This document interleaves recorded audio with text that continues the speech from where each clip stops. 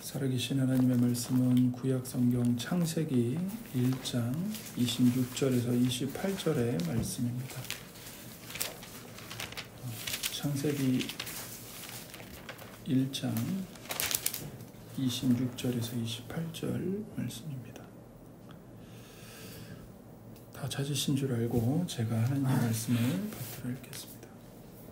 하나님이 이르시되 우리의 형상을 따라 우리의 모양대로 우리가 사람을 만들고 그들로 바다의 물고기와 하늘의 새와 가축과 온 땅과 땅에 기는 모든 것을 다스리게 하자 하시고, 하나님이 자기 형상 곧 하나님의 형상대로 사람을 창조하시되 남자와 여자를 창조하시고, 하나님이 그들에게 복을 주시며 하나님이 그들에게 이르시되 생육하고 번성하여 땅에 충만하라.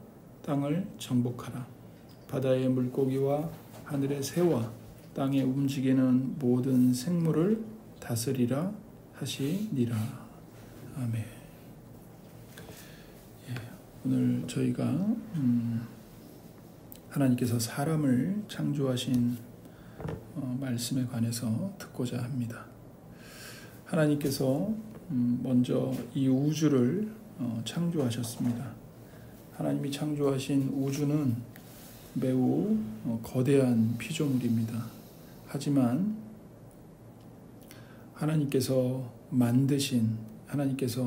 창조하신 사람에 비하면 우리 눈에 매우 커 보이는 이 우주도 실은 아무것도 아닙니다. 사람은 하나님께서 창조하신 피조물들 가운데 최고의 창조물입니다. 하나님의 지혜와 능력이 절정에 이르고 최고봉에 나타난 피조물, 그러면 그것은 바로 사람인 거죠. 바로 여러분과 저, 이 땅에 존재하는 수많은 인류, 그 사람이 하나님의 지혜와 능력의 절정이고 최고봉이라고 할 수 있습니다. 여기 보시면 이제 26절과 28절에 보시면 이제 하나님께서 사람을 창조하신 이 말씀이 나오는데, 26절에 보시면 하나님이 이르시되 우리의 형상을 따라 우리의 모양대로 우리가 사람을 만들고, 이렇게 말씀을 하십니다. 그러니까 사람을 창조하실 때 성부, 성자, 성령 삼위의 하나님이 의논을 하시는 거죠. 여기서 우리의 형상을 따라 우리의 모양대로 우리가 사람을 만들자 할 때 이 우리는 성부, 성자, 성령 삼위 하나님을 가리키는 말입니다. 어떤 분들은 이것을 하나님과 어떤 이 천사들, 하나님이 천사들과 의논해서 사람을 창조하셨다, 이렇게 해석을 하는 분들이 있는데 잘못된 해석입니다. 그렇게 되면 사람은 하나님의 형상 플러스 천사의 형상이 포함돼서 피조된 존재가 되는 거죠. 그러나 성경은 분명히 사람은 천사의 형상이 아니라 하나님의 형상을 닮은 존재다, 이렇게 말씀을 하기 때문입니다. 그래서 하나님은 사람을 창조하실 때 의논하셨습니다. 창세기 1장을 쭉 읽어보시면 다른 피조물들을 창조하실 때는 하나님이 의논하시지 않습니다. 물론 창세기 1장 1절과 2절에 하나님이 천지를 창조하시고 성령 하나님이 그 깊은 흑암 그리고 수면을 운행하시고 또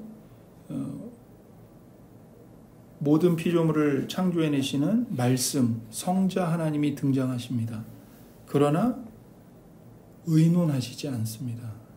그런데 사람을 창조하실 때는 여기 26절에 나온 대로 성부, 성자, 성령께서 의논을 하십니다. 그리고 그 사람은 다른 창조물들과는 달리 하나님의 형상을 따라 지음받았습니다. 그리고 사람은 세상 전체를, 우주 전체를 다스리는 가장 위대한 창조물로 지음을 받았습니다. 그러니까 하나님께서, 성부와 성자와 성령께서 사람을, 온 우주를 다스리는 가장 위대한 피조물로 창조하시기로 계획하시고 의논하시고 창조하신 겁니다. 그래서 사람은 하나님을 닮은 존재이고 하나님을 반영하는 존재입니다. 그래서 사람의 선함, 그리고 사람만이 갖고 있는 의지, 지성, 그리고 이제 감정, 이런 인격은 하나님의 형상을 닮은 존재로 지음받았기 때문에 사람만이 가지고 있는 고유한 속성입니다. 그리고 사람에게는 세상을 통치하는 권세가 주어졌습니다. 그래서 비록 사람이 사자나 코끼리보다는 힘이 약하지만 이 지성으로, 그리고 의지로, 그리고 뭔가를 만들어내는 어떤 창조적인 능력으로 세상을 다스리죠. 세상을 다스립니다. 그런 세상을 통치하는 권세, 이 모든 것이 다 하나님의 형상을 닮았기 때문입니다. 닮은 것입니다. 그리고 사람은 무엇보다 하나님의 형상을 닮았기 때문에 서로를 사랑합니다. 서로를 사랑해요. 사랑이 없으면 사람은 살아갈 수 없습니다. 누군가를 긍휼히 여기고 불쌍히 여기고 누군가를 사랑하는 것, 하나님의 형상을 닮은 사람만 할 수 있는 일입니다. 하나님은 다른 피조물들을 창조하시고 나서 보시기에 좋았다고 말씀하십니다. 그러나 모든 것을 만드시고 또 마지막에 남자와 여자를 창조하시고 난 뒤에는 하나님께서 뭐라고 말씀하시냐면 보시기에 심히 좋으셨다라고 말씀하십니다. 31절에 그렇게 말씀하시죠. 하나님이 지으신 그 모든 것을 보시니 보시기에 심히 좋았더라. 하나님께서 엿새 동안 모든 피조물을 만드시고 맨 마지막에 사람, 남자와 여자를 창조하시고 난 다음에 딱 보시니까 하나님께서 보시기에 심히 좋으셨습니다. 그러니까 창조의 완성은 누구입니까? 사람입니다. 남자와 여자예요. 마치 왕이 쓰는 왕관에 그 왕관의 정중앙에 커다란 보석이 박혀 있잖아요. 보석이 없으면 왕관이 볼품이 없죠. 사람은 어떤 존재인가? 그 왕관의 마지막을 장식하는 커다란 보석과도 같은 존재입니다. 남자와 여자가 바로 그런 존재라는 거죠. 하나님이 그 모습을 보시고 너무 좋으셨습니다. 히브리어에는 좋으셨다는 말이 2번 반복이 됩니다. 좋으셨다, 좋으셨다. 그렇게 강조를 하는 거죠. 그 이유가 뭐냐면 사람이야말로 하나님의 영광이 최고로 발산되는 창조물이기 때문입니다. 그러니까 우주 만물이 다 하나님의 영광을 발산합니다. 나타냅니다. 그런데 그 모든 우주 만물 중에 최고로 가장 선명하게 하나님의 영광을 보여주는 존재는 바로 사람입니다. 그래서 하나님은 그 사람을 보시며 최고로 영광을 받으시고 기뻐하셨습니다. 인간이 하나님을 사랑하고 서로를 사랑하며 살 때 사람은 비로소 최고로 행복을 누릴 수 있습니다. 그렇게 사람이 최고로 행복할 때 모든 창조물들이 더불어서 사람과 함께 하나님을 즐거워하고 서로를 사랑하며 행복을 누릴 수가 있었습니다. 이것이 완전하고 행복하신 하나님께서 이 세계를 창조하신 이유입니다. 그래서 사람은 삼위 하나님만이 누리시던 그 영원한 행복, 그 완전한 행복의 나라로 초대를 받은 겁니다, 여러분. 이방 신화에 나오는 것처럼 사람을 종으로 부리려고 하나님이 창조하신 게 아닙니다. 하나님이 힘든 일 하기 싫어가지고 하나님이 하기 싫은 모든 힘든 일은 다 인간에게 떠넘기기 위해서 인간을 창조하신 게 아닙니다. 오히려 삼위 하나님이 누리시는 그 영원한 행복에 사람을 초대하시기 위해서 우리와 함께 이 영원한 기쁨과 즐거움을 누리자 하시기 위해 우리를 창조하신 거죠. 그래서 첫 인간은, 첫 남자와 첫 여자는 하나님이 창조하신 그 목적대로 이 정말 완전한 행복을 맛보고 즐거워할 수 있었습니다. 그런데 사람이 누리는 이 행복은 창세기에 보면 주로 소유를 얼마나 가졌는가 이거보다 관계에서 오는 행복을 누렸던 겁니다. 여러분, 이게 굉장히 중요합니다. 인간이 타락하고 나서 행복의 이 개념, 행복의 정의가 변질되어 버렸어요. 어떻게 변질되냐면 소유의 행복이 달려있다고 변질된 거예요. 지금보다 더 많이 가지면, 지금보다 더 많이 소유하면 행복할 수 있다. 마귀가 주는 거짓말입니다. 거기에 다 속아는 겁니다. 넘어가는 겁니다. 본래 하나님이 창조하신 사람의 행복은 소유의 행복이 아니라 관계의 행복입니다. 관계.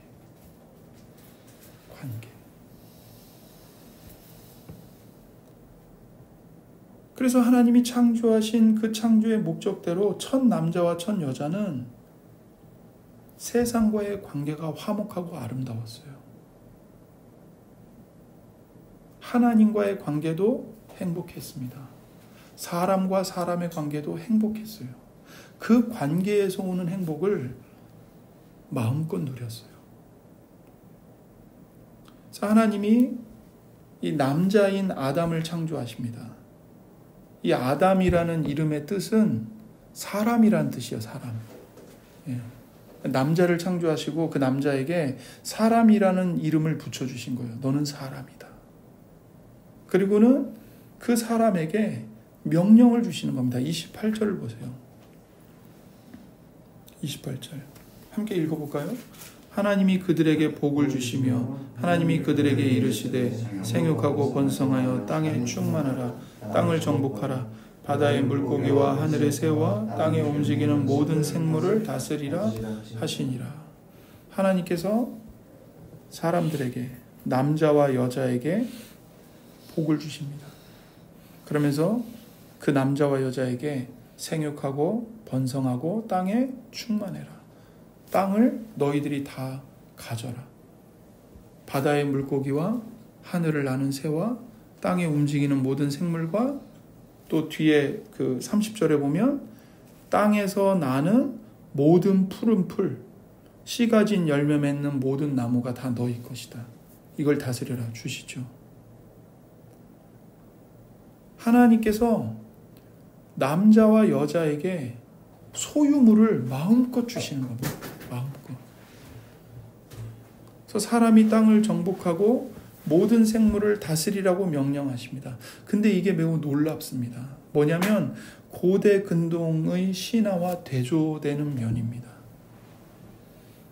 어떻게 대조가 되냐면 고대 근동의 신화에서는 유일한 딱 한 사람만 신의 형상입니다. 그 사람이 누구냐면 왕입니다. 왕만 신의 형상이고 나머지 백성들은요 신의 형상이 아니에요. 그러니까 누구만 특별해요? 누구만 고귀해요? 왕만 고귀한 거예요. 그러나 성경은 뭐라고 말씀하냐면 굉장히 놀라운 선언을 합니다. 남자와 여자, 그리고 그 남자와 여자에게서 태어나는 모든 후손, 전 인류, 모든 인간이 하나님의 형상이라고 선언합니다. 차별이 없습니다. 계급이 없습니다. 모든 인간이 고귀한 존재라고 가르칩니다. 그래서 모든 인간이 하나님의 형상을 지녔기 때문에 왕처럼 모든 창조물을 정복합니다. 다스리는 권한을 받았습니다. 그래서 인간이 타락하기 전에는 모든 자연이 사람에게 순종했습니다. 오늘날 우리가 겪는 끔찍한 자연재해 이런 게 전혀 없었습니다. 동물이 사람을 위협하거나 혹은 동물이 동물을 잡아먹거나 이런 것이 없었습니다. 하나님 안에서 그 인간을 중심으로 모든 피조물이 사랑하는 관계였고 화목한 관계였고 조화를 이루었습니다. 여기서 인간이 모든 생물을 다스린다는 말씀이 나옵니다. 그런데 이것은 착취와 남용이 아닙니다. 오늘날처럼 인간의 욕심을 채우기 위해 자연을 파괴하는 방식의 다스림이 아닙니다. 이것은 인간이 주인이 되고 청지기가 되어서 모든 생물을 다스리고 보호하고 돌본다는 뜻입니다. 그래서 창세기 2장 15절을 한번 가볼까요? 2장 15절. 창세기 2장 15절 함께 읽어보겠습니다. 여호와 하나님이 그 사람을 이끌어 에덴 동산에 두어 그것을 경작하며 지키게 하시고, 여기 그것을 경작하며 지킨다라는 말이 나옵니다. 하나님이 사람을 이끌어서 에덴에 있는 동산에 데리고 가서 그 동산에 있는 모든 것을 경작하고 지키게 하셨습니다. 경작하다, 히브리어로 아바드입니다. 본래 뜻은 섬긴다는 뜻입니다. 섬긴다. 지키다, 샤마르입니다. 각별히 관심을 갖고 관리하는 겁니다. 그러니까 하나님께서 사람에게 땅을 정복해라, 모든 생물을 네가 다스려라 해서 그 다스린다는 게 자기 욕심을 채우기 위해 모든 존재를 수단화시키고 착취를 하는 게 아니라 섬기는 겁니다. 섬기는 거. 사랑으로 돌보는 겁니다. 그래서 선하신 하나님께서 통치하고 다스리듯이 선하고 아름답게 보호하고 돌보라고 인간에게 피조물들을 맡기신 거죠. 그 안에서 자연은 질서와 조화를 이루었고 아름다움을 뽐내었고 사람과 자연은 함께 선하고 아름다운 하나님을 찬송하며 영광스럽게 했습니다. 그래서 인간과 인간의 관계도 화목하고 아름다웠습니다. 그러니까 첫 번째로 말씀드린 행복은 뭐냐면 사람이 인간과 세상과의 관계가 화목하고 아름다웠다는 거죠.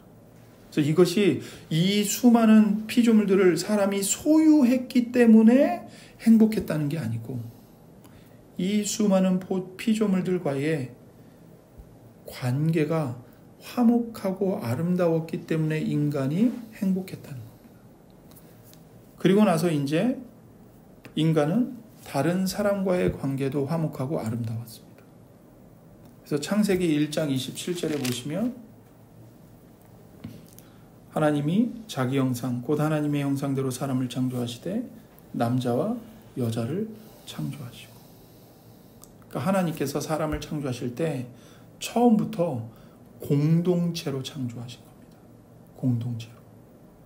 유아 독존으로 존재하도록 창조하신 게 아니라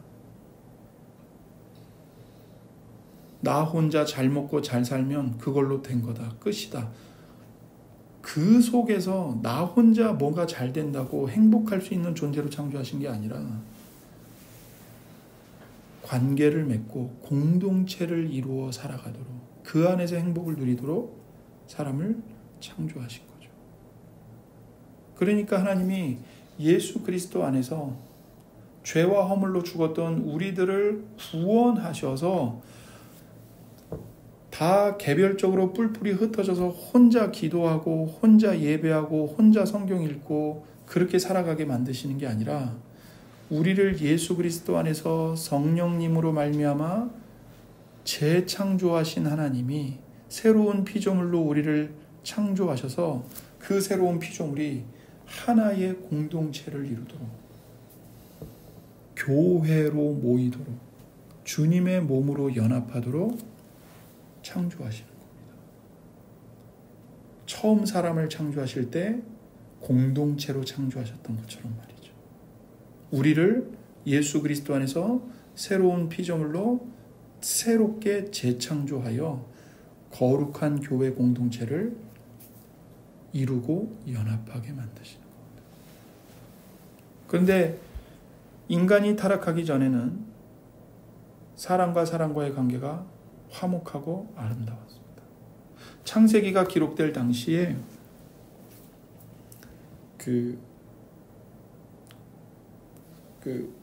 어디죠?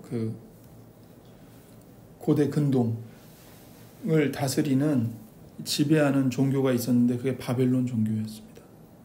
근데 그 바벨론 종교에는 신이 사람을 창조했다는 얘기가 나오는데 신이 남자만 창조했지 여자를 창조했다는 언급이 없습니다. 뭘 반영하는 걸까요? 그 타락한 사회상을 반영하는 거죠. 남자만 우월하게 여기는 시대, 정신. 그게 그대로 이 신화에도 반영이 돼서 신이 남자는 창조했는데 여자를 창조했다는 말이 없어요. 그런데 달리 성경은 처음부터 하나님이 자기 형상, 곧 하나님의 형상대로 사람을 창조하셨다. 남자와 여자를 창조하셨다. 이렇게 언급을 하는 겁니다. 그래서 이제 창세기 2장 18절부터 25절에 보면 우리가 익히 아는 바대로 하나님께서 아담 혼자 있는 것을 보시고 좋지 않다. 내가 그를 위하여 돕는 배필을 지으리라 하시고 하나님께서 아담을 깊이 잠들게 하시죠. 잠들자 아담의 갈빗대 하나를 빼셔서 그 갈빗대에 살로 대신 채우시고 아담에게서 취하신 그 갈빗대로 여자를 창조하십니다. 그리고는 여자를 아담에게 데려오세요. 아담이 그 여자를 보고 탄성을 지릅니다. 이는 내 뼈 중에 뼈요 살 중에 살이다. 무슨 뜻이에요? 당신은 나에게서 나온 사람이다. 당신은 나와 똑같은 존재다. 당신은 곧 나다. 이 말이죠.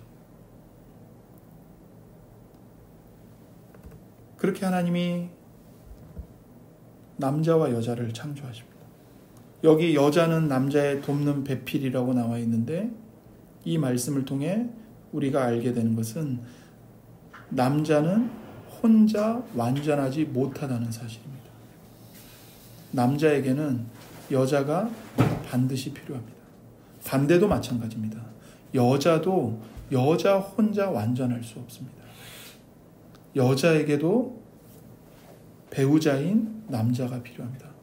꼭 배우자가 아니더라도 우리가 이 땅에서 살아갈 때 젠더 갈등이 너무나도 심한데 남자에게 반드시 여자가 필요하고 여자에게도 남자가 반드시 필요합니다. 그렇다면 여자는 남자의 보조적 존재인가? 그렇지 않습니다. 여기서 돕는 히브리어로 에젤인데 이 돕는다, 여자를 돕는 배필로 만들었다. 이 말씀은 하나님께서 우리를 도우실 때 쓰는 단어입니다. 시편 124편 8절을 한번 보겠습니다.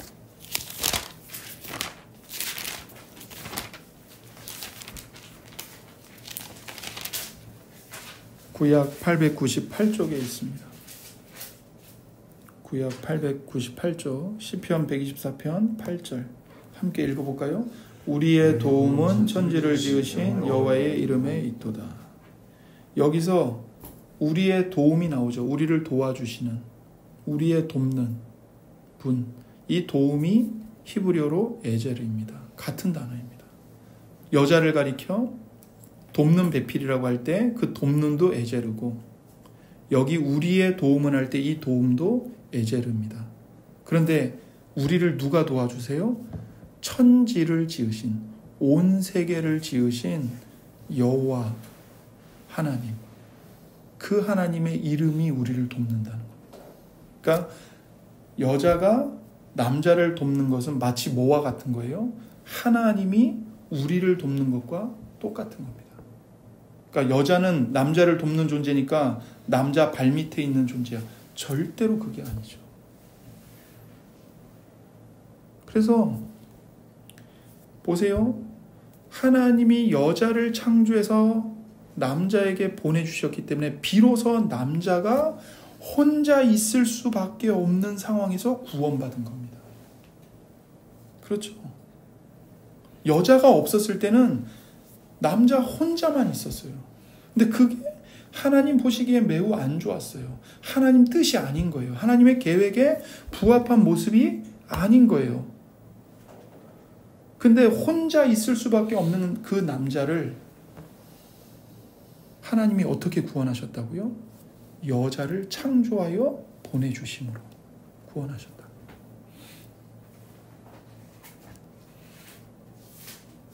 그래서 여자가 남자를 돕는 것은, 특별히 아내가 남편을 돕는 것은 하나님이 우리를 돕는 것과 같은 맥락에 있다는 겁니다. 그러니까 여자는 남자보다 열등한 존재가 아닙니다. 그러면 여자가 돕는 것은 하나님과 같은 맥락에 있으니까 여자가 남자보다 우월할까요? 성경은 그렇게 말씀하지 않습니다.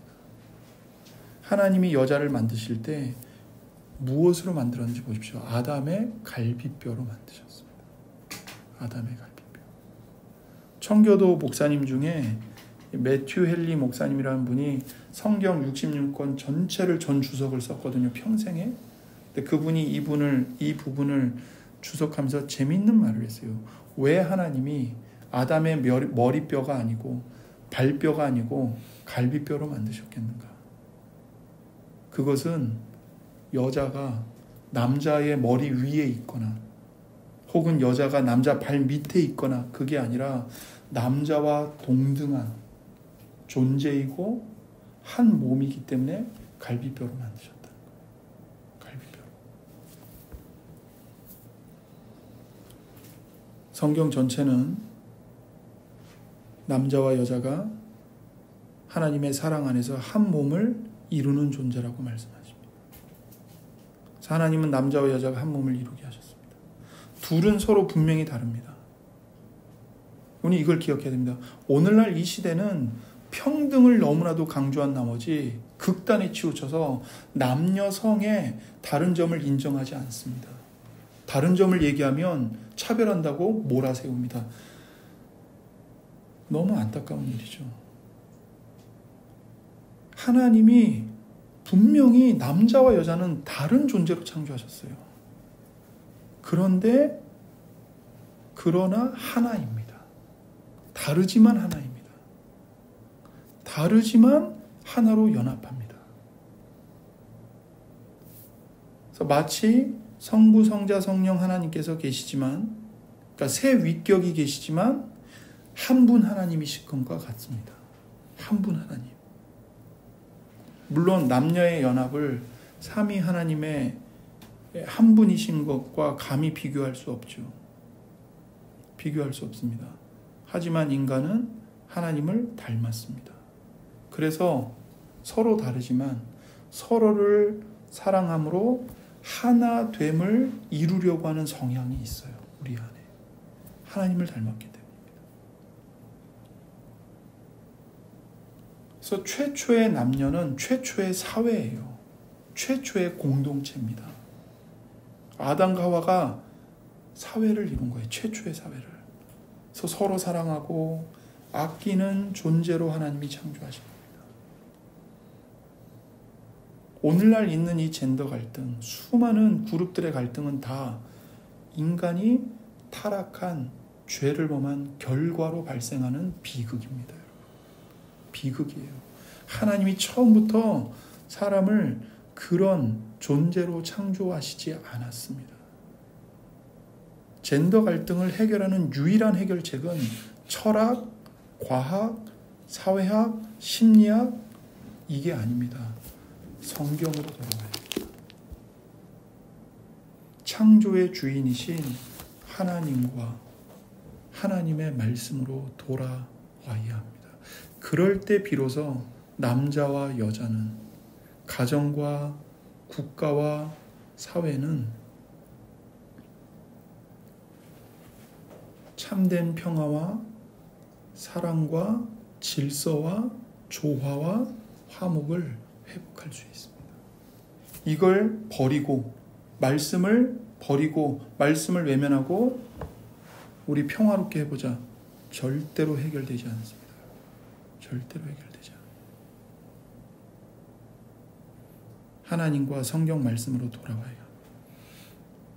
그래서 하나님이 창조하신 본래 인간은 다른 사람과의 관계에서 더없이 행복을 누렸어요.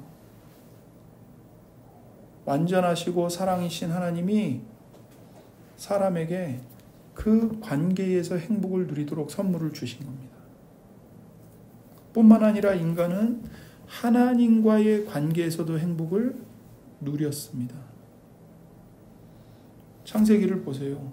하나님은 인간에게 필요한 모든 좋은 것을 선물로 아낌없이 베풀어 주셨어요. 하나님께서 안 주신 게 없어요. 또한 하나님을 더 많이, 더 충분히 즐거워할 수 있도록 하나님이 어떤 분이신지를 드러내 보여주셨습니다.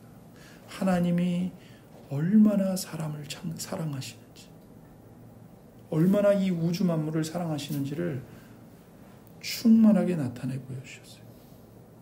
그래서 사람은 자연을 즐거워할 수 있었고 또 서로가 서로를 즐거워할 수 있었지만 무엇보다 하나님을 즐거워하며 행복했습니다. 그 영원하신 하나님, 무한하신 하나님을 사귐으로써, 하나님을 알아감으로써 무한하게 행복이 점점 커졌다고요. 여러분, 아담의 행복이 정체되어 있었을까요? 여러분과 제가 지금 당장 에덴 동산에 들어가면 정말 행복하겠죠. 그런데 여러분, 그 행복이 점점 자라지 않고 멈춰 있다면 어떻게 될까요? 언젠가는 행복의 끝에 도달해서 권태에 빠지고 말 겁니다. 그렇죠. 우리가 그걸 이 땅에서 다 경험하잖아요. 처음 결혼하기 전에 연인을 만났을 때, 지금 살고 계시는 아내분을 만났을 때 얼마나 행복했습니까? 얼마나 가슴이 뛰었습니까? 생각만 해도. 근데 그 행복이 얼마나 가요? 권태에 빠지잖아요. 근데 이 아담과 하와는 행복의 권태가 뭔지 몰랐어요. 왜요? 행복이 끝이 없었거든요. 왜 행복이 끝이 없었을까요? 그들을 창조하신 하나님, 그들에게 복을 주신 하나님, 그들과 사귀시는 삼위일체 하나님이 영원하시고 무한하신 하나님이시기 때문에 그 하나님과 사귀는 행복이 무한한 거예요. 권태가 없어요. 행복의 끝이 없어요. 그래서요, 우리가 예수님을 믿어 구원받고 이 땅에서 죽으면 하늘나라 가잖아요. 예수님 재림하시면 새하늘과 새 땅이 오잖아요. 그 새하늘과 새 땅에 우리가 들어가면 우리가 하나님 안에서 누리는 행복의 권태가 없습니다. 영원한 행복이고 무한한 행복이 한계가 없어요. 왜요? 하나님 때문에.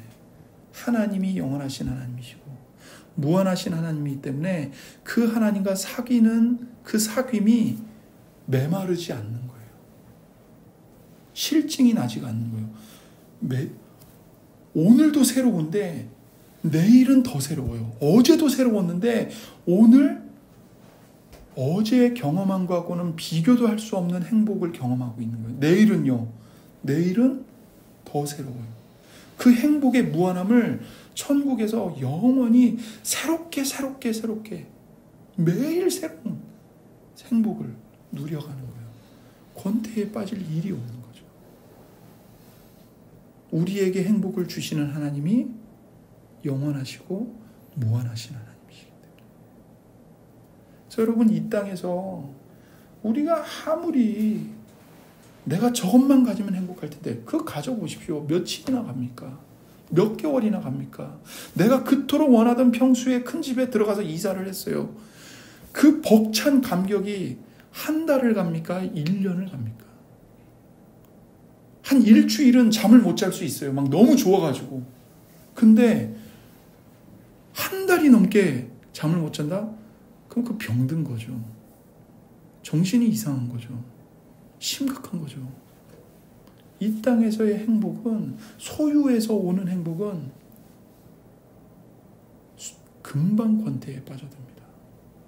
실증을 느낍니다. 관계에서 이 땅에서 오는 행복도 언제 깨질지 모릅니다.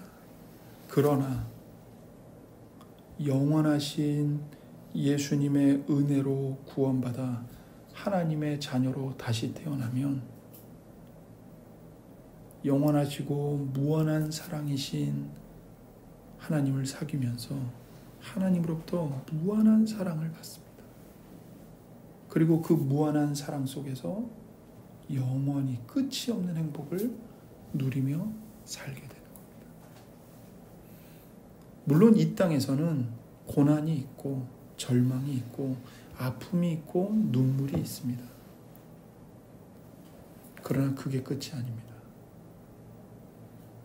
우리가 이 땅에서 육신의 장막을 벗고 하늘나라에 가면, 거기서 예수님을 직접 뵈면 거기서부터는 끝이 없는, 권태를 조금 더 걱정할 필요가 없는 무한한 행복을 예수님과 함께 누리는 겁니다. 그리고 이 땅에서 우리가 좌절과 실패, 낙심을 겪으면서 관계에 깨어지는 고통을 겪으면서 슬퍼할 때마다 그 고통은 우리를 연단하십니다. 우리의 마음을 더 주님께 향하게 만듭니다. 그리고 그 절망과 낙심에서 결국엔 영원하시고 무한하신 하나님의 사랑, 예수님의 은혜가 우리를 다시 일으켜 세웁니다. 우리가 그 은혜를 받고 있는 거예요. 그래서 첫 인간은, 첫 남자와 첫 여자는 하나님을 즐거워하는 것이 무한하게 행복한 일이었습니다. 하나님만이 최고로 매력적인 분이고 하나님만이 최고로 아름다운 분이시기 때문입니다. 그래서 세상과 다른 사람을 통해서 누리는 즐거움은 모두 다 뭐였냐면 하나님을 사귐으로써 누리는 즐거움의 희미한 반영인 겁니다. 희미한 반영인 거예요. 그래서 여기서 이 땅에서 여러분과 제가 순간 어떤 찰나의 행복을 맛볼 때가 있잖아요. 관계에서 오는 행복을 맛볼 때가 있고 어떤 소소한 즐거움을 누리면서 행복을 맛볼 때가 있고 어떤 프로젝트를 완수해서 성취감을 느끼고 보람을 느낌으로써 오는 행복이 있죠. 그리고 하나님께서 우리에게 소유를 갖게 하심으로써 주는 행복들이 있습니다. 그렇죠? 새로운 옷을 입는다든지 새 자동차로 바꾼다든지 이런 소유에서 오는 행복도 있어요. 근데 이 모든 게 다요 하나님이 주시는 행복이에요. 그리고 그 하나님이 주시는 모든 그 행복은 희미한 그림자예요. 뭘 가리키는? 영원하신 하나님을 사귐으로써 누리는 진정한 즐거움, 진정한 행복을 희미하게 보여주는 거예요. 그러니까 여러분과 제가 이 땅에서 누리는 그 희미한 그림자와 같은 행복만을 갈망해서는 안 되는 거예요. 그래서 여러분, 죄는 뭐냐면요, 우리로 하여금 진짜 행복, 더 크고 무한한 행복을 갈망하지 않고 희미한 그림자에 불과한 그 불완전한 찰나에 없어질 그 그림자와 다를 바 없는 그 반영을 갈망하는 것, 이게 죄예요, 여러분. 이게 죄예요.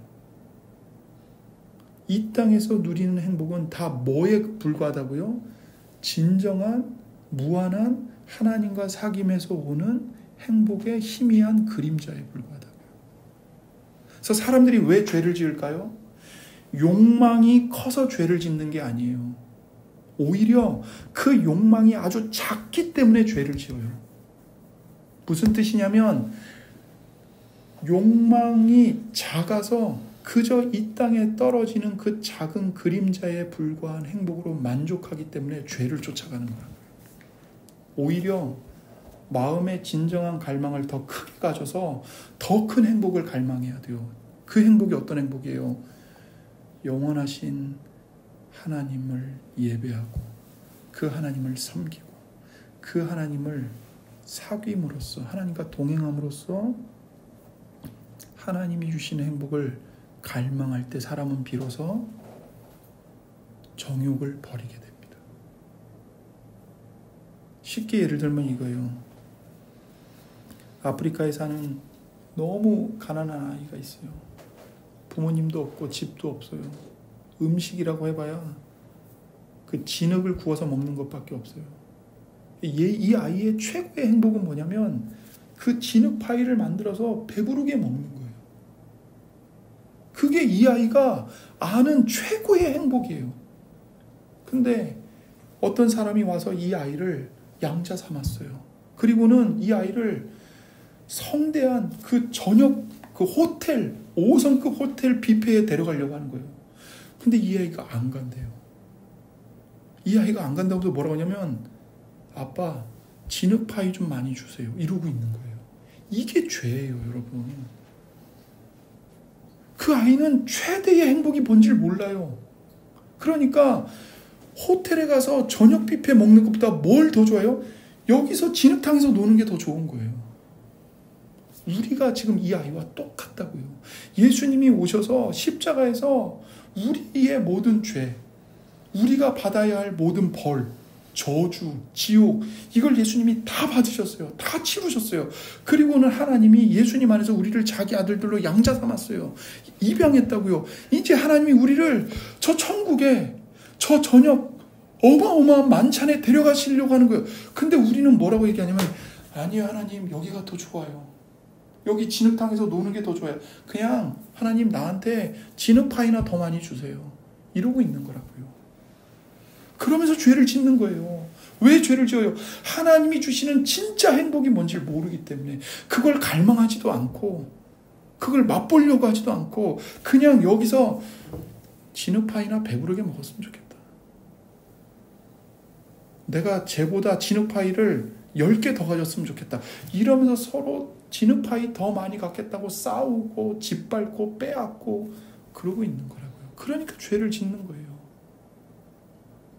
그래서 여러분, 죄를 짓는 건 욕망이 더 커서 죄를 짓는 게 아니라 진짜 행복이 뭔지를 모르고 아주 작은 욕망을 갖고 있기 때문에 죄를 짓는 거라고요.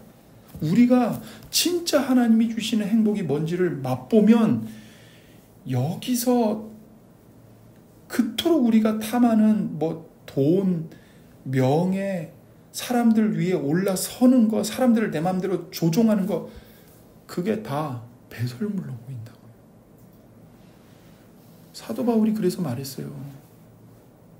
우리의 주님이신 예수 그리스도와 그 예수님이 십자가에 못 박히신 것 외에는 아무것도 알지 아니하기로 내가 작정했다. 예수 그리스도 외에는 다른 모든 것을 내가 다 배설물로 여긴다. 이렇게 고백한 거라고요. 바울은 예수 그리스도 안에서 하나님이 주시는 진짜 행복이 뭔지를 알았어요. 그래서 바울은 그 행복을 더 사모하기 위해서 자기 마음의 갈망을 거기에 다 쏟아부은 거예요. 하나님께서는 그것을 바울에게만이 아니라 우리 모두에게 예수님의 십자가의 복음을 통해 들려주고 계십니다. 나에게로 와라. 돈 없이 와라. 실패했느냐? 실패한 채로 와라. 거지가 됐느냐? 거지인 채로 와라. 죄를 범했느냐? 그 죄를 가지고 와라. 돈 없는 자도 없고 목마른 자도 없고 와서 값없이 내가 주는 행복의 샘물을 마음껏 퍼 마셔라. 왜 우리가 돈 없이 값없이 가도 될까요?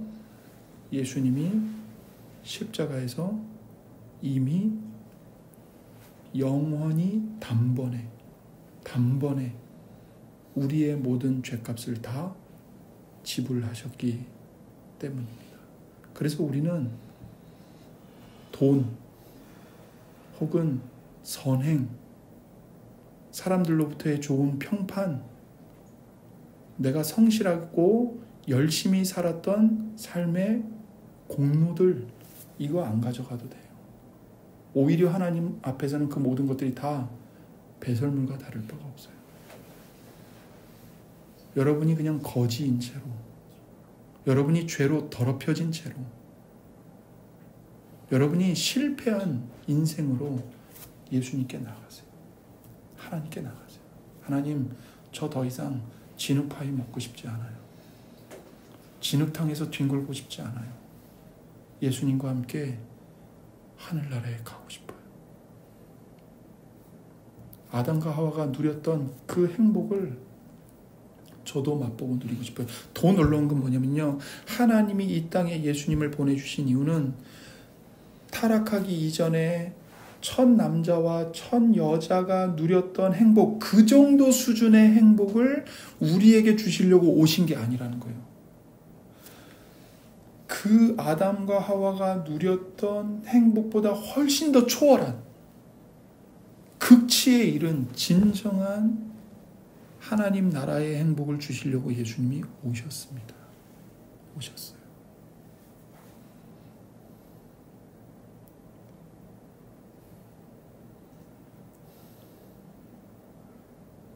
여러분 보세요. 하나님은 이토록 좋으신 하나님이시고요, 이토록 좋으신 분입니다.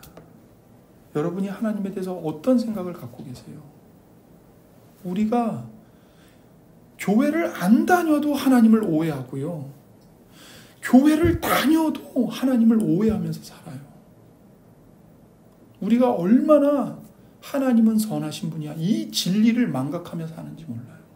그러니까 고통을 겪고 아픔을 겪으면 마음속에서 불만과 분노가 막 불일 듯 일어나는 거예요.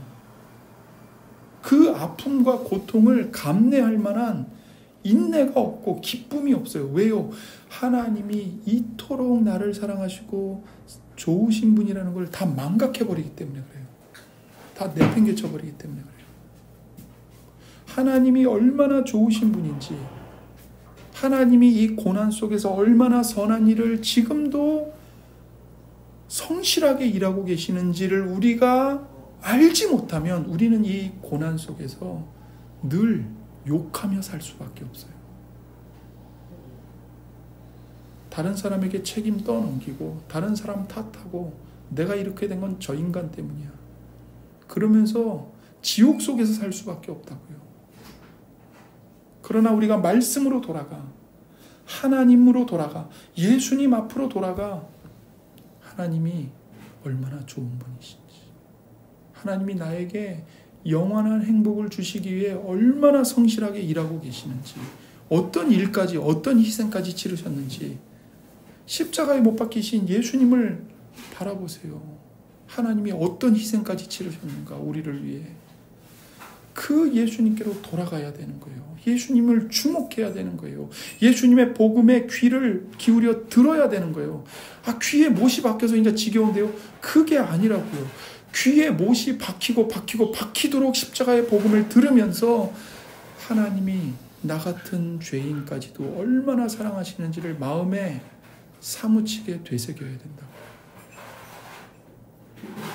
그래야 고난을 넉넉한 마음으로, 신령한 기쁨으로,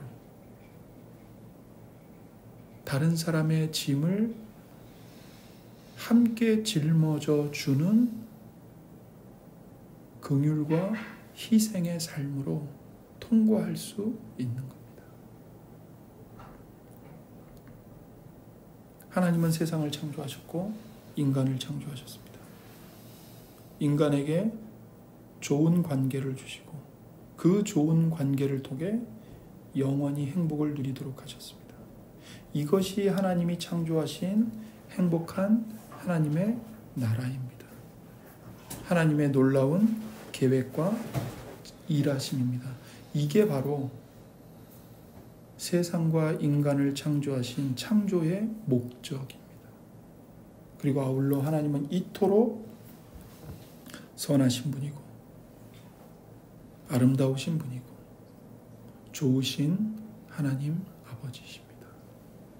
바라기는 이 말씀을 통해 여러분과 제 마음속에 있는 하나님에 대한 잘못된 하나님에 대한 잘못된 생각, 이미지, 오해, 이것들이 다 깨지고 부서지고 바르게 말씀으로 교정됐으면 좋겠습니다.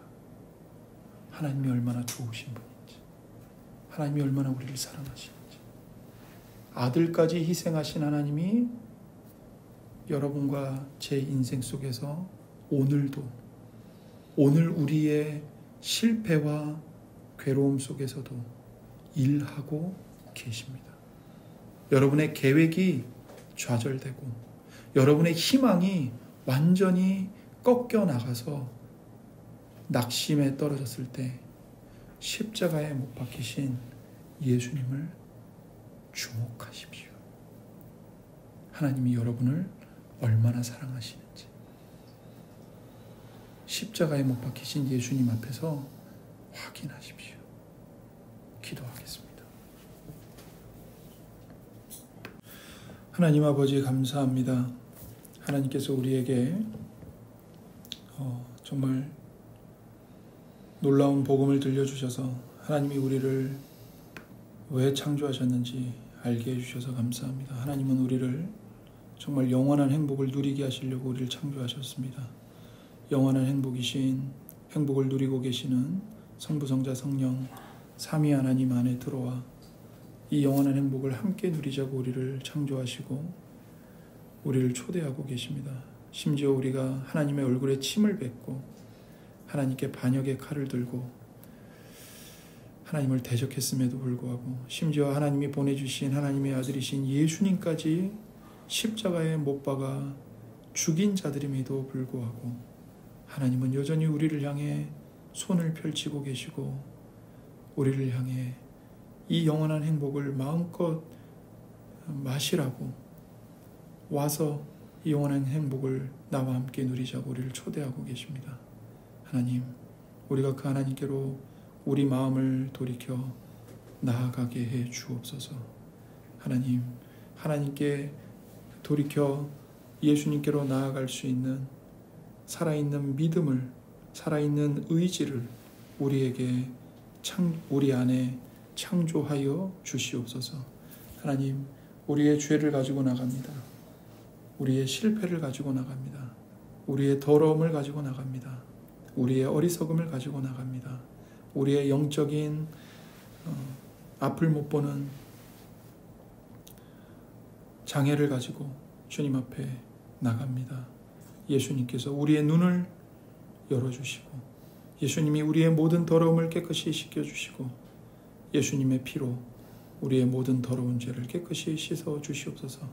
헐벗은 우리를 예수님의 의로운 옷으로 입혀주시고 우리 맨발을 주님의 평화의 복음의 신으로 신겨주시고 우리 손에 가락지를 끼워주시고 우리가 하나님의 아들들임을 하나님 우리에게 말씀해 주시옵소서.